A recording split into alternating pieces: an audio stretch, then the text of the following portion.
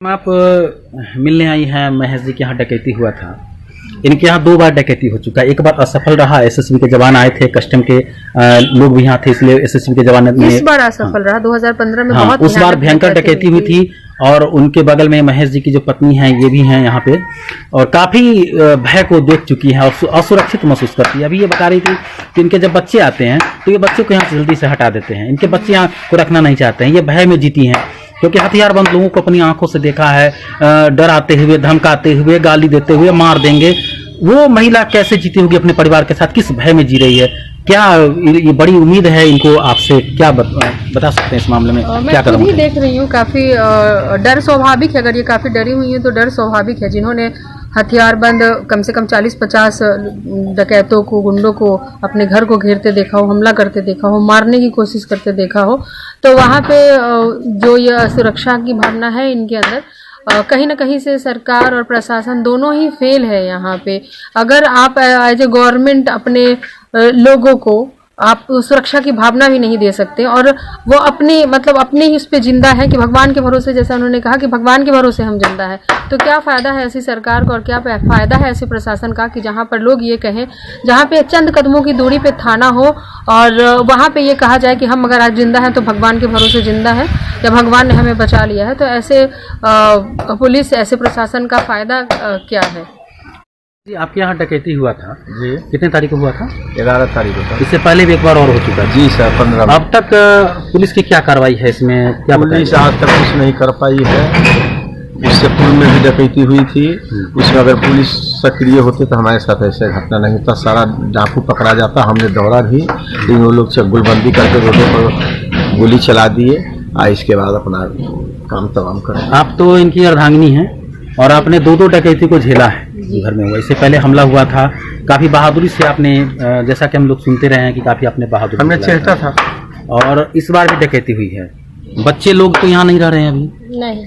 क्या आपको, आप ये हम जान रहे हैं, हालांकि ये पूछना नहीं चाहिए लेकिन फिर भी आप पूछेंगे क्योंकि ये जानना चाहिए, प्रशासन पुलिस भी जाने कि आप महिला हैं, आपने 2 डकैती को देखा, अपराधी को, हथियारबंद लोगों को देखा।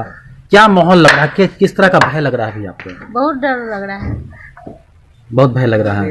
क्या मांग करते हैं सरकार से? आप सरकार से क्या ये मांग करते हैं कि मैंने क्या करना चाहते हैं पुलिस के बारे में? जो स्थानीय थाना आपके घर के सामने थाना है, जैसा आप लोग बताते रहे कि मुश्किल से 300-400 मीटर के अंदर में थाना है, फिर भी आप लोग सुरक्षित महसूस नहीं करते हैं। तो फिर अंदर ग्रामीण इलाका, जो सुदूर इलाका है, वहाँ के लोग कैसे सुरक्षित महसूस करेंगे? आपके पति व्यवसायी हैं और आपके पूरे परिवार में पहले से व्यवसाय होता रहा है। आपको क्या नहीं लगता है कि आपको सुरक्षा की दरकार है? जी, हमको सुरक्षा चाहिए। सुरक्षा चाहिए जी। सुनने में आया है कि यार इससे पहले भी डकैती हुई थी, उस समय आपके पति ने मन बनाया था कि हम हथियार का भी लाइसेंस लें। जी, मगर तो मिला नहीं मिला है। नहीं। काफी भय लगा रहता होगा आपको? हाँ। आपके जब बच्चे आते हैं यहाँ तो क्या सुनते हैं कि आप बच्चे को भी जल्दी यहाँ से हटा देते हैं, बाहर भेज देते हैं? हाँ। एक भय का माहौल है। सरकार से क्या उम्मीद करते हैं कि आपके पति को लाइसेंस मिले और आपको सुरक्षा मिले? जी, यही उम्मीद करते हैं। ये उम्मीद करते हैं। हाँ। आप व्यवसायी हैं, आप जब दुकान पर बैठते हैं, व्यवसाय करते हैं, तो आपको क्या महसूस होता है उस समय? यहाँ सुरक्षा का तो व्यक्तिगत स्तर बहुत माहौल गड़बड़ है और यहाँ हम लोग को सुरक्षा नहीं है। भगवान भरोसे सुरक्षा पर है। अब ऊपर वाले को प्रणाम करते हैं जो सर हमको बचा के रखिए, लेकिन सुरक्षा के नाम पर यहाँ कुछ नहीं है। जी हाँ, ये मुखिया रही हैं, मुखिया सिंहवाहिनी की और विधानसभा चुनाव भी लड़ी हैं। और ये बहुत बड़ा सवाल है कि परिवार ने भी उठाया है, जो व्यवसायी हैं, कि चंद कदम की दूरी पर थाना है। ये मुख्यालय सोनबरसा है, जहां एसएसबी कैंप है, सोनबरसा थाना है। चंद किलोमीटर की दूरी पर, चंद मीटर की दूरी पर थाना है, 300 से 400 मीटर की दूरी पर, और 2 बार डकैती होता है। आप अंदाजा लगा सकते हैं, कस्टम भारत सरकार का कस्टम ऑफिस भी है। आप अंदाजा लगा सकते हैं कि यहाँ सुरक्षा व्यवस्था का क्या हाल है। ये जो सुदूर इलाका है, जो ग्रामीण इलाका है, वहां लोग कैसे सुरक्षित रहेंगे जब मुख्यालय ही लोग सुरक्षित नहीं है, मुख्यालय के व्यवसायी सुरक्षित नहीं है, लगातार गोलियों की आवाज सुनाई देती है, हर व्यवसायी लगभग दहशत में होता है। और ये बड़ा प्रमाण है कि कस्टम के बगल में, थाना के बगल में लगातार 2 बार डकैती होता है। हथियारबंद लोग लगातार फायरिंग और बम धमाका करते हैं।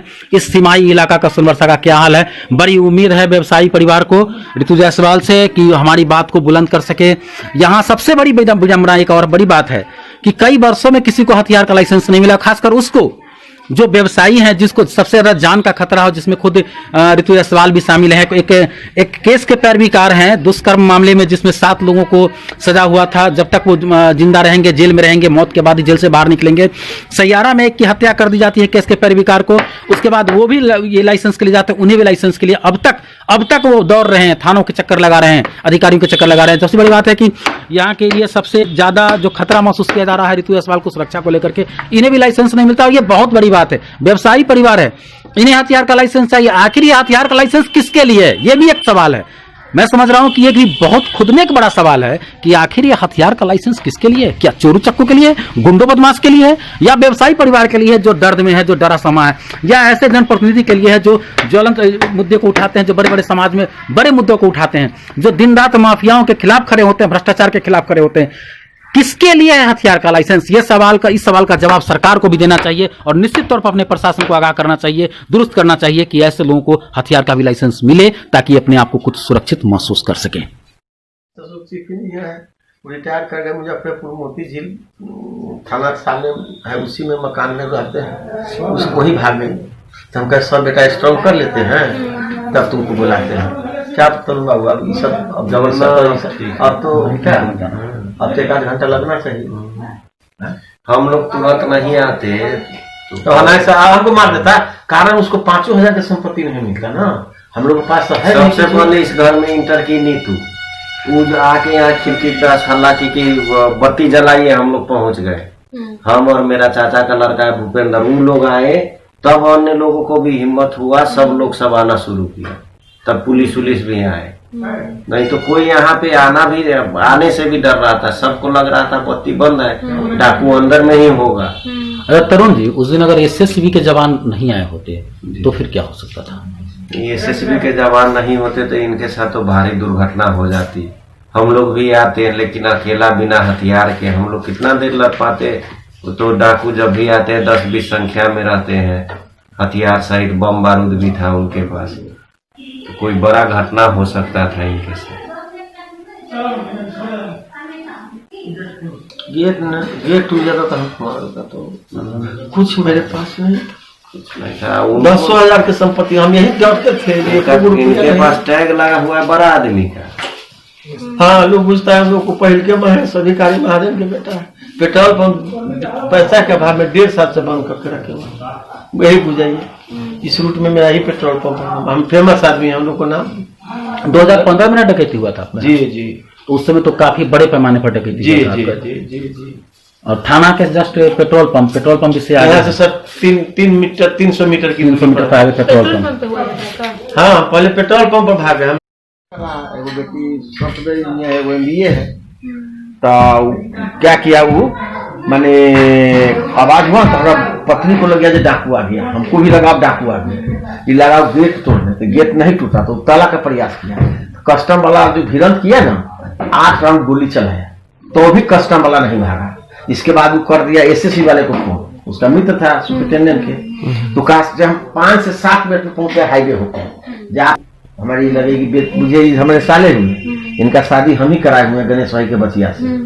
तो कहे हो राजा आदमी हमारा यहाँ ब्याह करता है, तो हम कहले हम करा देबो, तो नीतू से शादी हम ही कराते, उनसे रखे हुए इनकी पत्नी से बेटी के रिश्ता का है, गणेश भाई से हम लोग को बहुत ही था, इनसे साला अपना साला हुआ, इशार को के रिश्ता इनसे रखे हुए हैं। वो बेचारी ये लोग हमारा साला है भूपेंद्र, सारे लोग हमारा देहात लगभग 1000 जनता किया मात्र 15 मिनट में, मैंने डाकू प्रवेश नहीं किया, 1000 जनता वो कस्टम के आगे खड़ा है, दौड़ता था तो बम मार देता था, फिर जनता सब बैक हो जाता था, समझ गए। हमको यही लगा साला 50,000 रुपया नहीं है, 8 आना भर सोना नहीं है, अब हमको ही मार देगा, अब हमको छोड़ेगा कहे तो घुस गया है सब जगह पर, हमको नाम धर के कहता था, माता चोर महेश बात तुमको मार देंगे, गेट खोलो नहीं तो मार देंगे साला।